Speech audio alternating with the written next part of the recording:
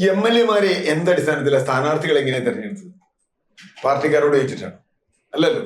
ഒരു ജനാധിപത്യ രീതിയിലല്ലല്ലോ കോൺഗ്രസിന്റെ ഒരു പാർട്ടിയുടെ അല്ല കോൺഗ്രസിന്റെ സ്ഥാനാർത്ഥി നിശ്ചയിച്ചത്. എന്ത് ജനാധിപത്യം അവിടെ ഉണ്ടായി? നമ്മൾ കണ്ടതല്ലേ. ഇപ്പൊ മുഖ്യമന്ത്രിക്ക് 10 ദിവസമായി അടി. അവിടെ സ്ഥാനാർത്ഥി നിർണയത്തിന് 4-5 ദിവസം കൂട്ടത്തല്ല് ഡൽഹിയിൽ കണ്ടതല്ലേ. ഈ മാധ്യമങ്ങളൊക്കെ അവിടെ പോയിരിക്കുക. സുധാകരന്റെ വീട്ടിലൊരു ക്യാമറ, ഖാർഗെയുടെ വീട്ടിൽ വേറൊരു ക്യാമറ, രാഹുൽ ഗാന്ധിയുടെ മുമ്പിൽ വേറൊരു ക്യാമറ, പിന്നെ പുറത്തുവരെ നേതാക്കന്മാരോട് വേറെ ക്യാമറ. എന്താ കാരണം?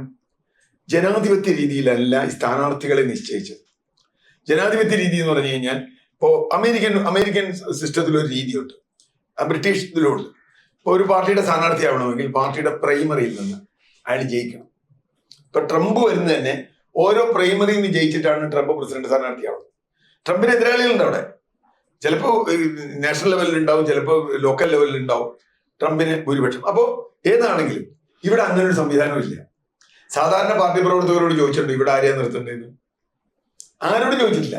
സാധാരണ പാർട്ടി പ്രവർത്തകർ അവസാനം ഹൈക്കമാൻഡ് ഇപ്പോൾ 4 പേര് ഒരു മണ്ഡലത്തിലേക്ക് വരും.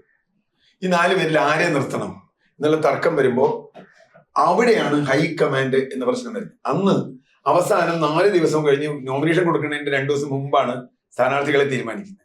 അപ്പൊ അവിടെ ഹൈക്കമാൻഡ് എന്നൊരു സംവിധാനം ജനാധിപത്യ വിരുദ്ധമായി, ജനാധിപത്യപരമല്ലാതെ ഇടപെട്ടതിന്റെ അടിസ്ഥാനത്തിലാണ് ഈ സ്ഥാനാർത്ഥികൾ ഉണ്ടായത്. കോൺഗ്രസിൽ 90 സ്ഥാനാർത്ഥികൾ. ഈ 90 സ്ഥാനാർത്ഥികളിൽ 63 ആൾ ജയിക്കുകയും ചെയ്തു. അപ്പൊ ജയിച്ചു വരുമ്പോഴുള്ള പ്രശ്നം എന്താ? ഈ സ്ഥാനാർത്ഥികൾ ഇവിടെ ഓരോരുത്തരുടെയും നോമിനിയാണ്. ഇപ്പൊ KC-യുടെ നോമിനി, VD-യുടെ നോമിനി, RC-യുടെ നോമിനി എന്നൊക്കെ പറഞ്ഞുണ്ടായിണ്ടാവും. പണ്ട് A ഗ്രൂപ്പ് I ഗ്രൂപ്പ് എന്നായിരുന്നല്ലോ മുമ്പ്. അവിടെ ഒരു ബാലൻസ് ഉണ്ടായിരുന്നു. ഇപ്പൊ A ഗ്രൂപ്പിന് ഇത്ര കിട്ടിയെങ്കിൽ I ഗ്രൂപ്പിന് ഇത്ര കൊടുക്കണം, ഈഴവൻ ഇത്ര കൊടുത്തെങ്കിൽ നായർക്ക് ഇത്ര കൊടുക്കണം. ഇത്തവണ അതുപോലും ഉണ്ടായില്ല. ഏകപക്ഷീയമായി ഏതാണ്ട് ഹൈക്കമാൻഡ് തീരുമാനിച്ച സ്ഥാനാർത്ഥികളാണ് എല്ലാം. വളരെ കുറച്ചൊഴിച്ചു നിലവിലുള്ള MLA-മാരെ ഒഴിച്ചു. അപ്പോൾ വരുമ്പോൾ എന്ത് സംഭവിക്കും?